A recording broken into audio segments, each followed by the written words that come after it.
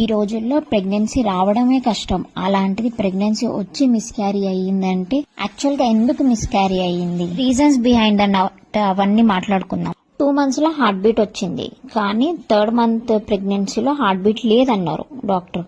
అదేంటి, అసలు ఏం జరుగుతుంది ఏంటి కూడా అర్థమే కాలేదు మాకైతే.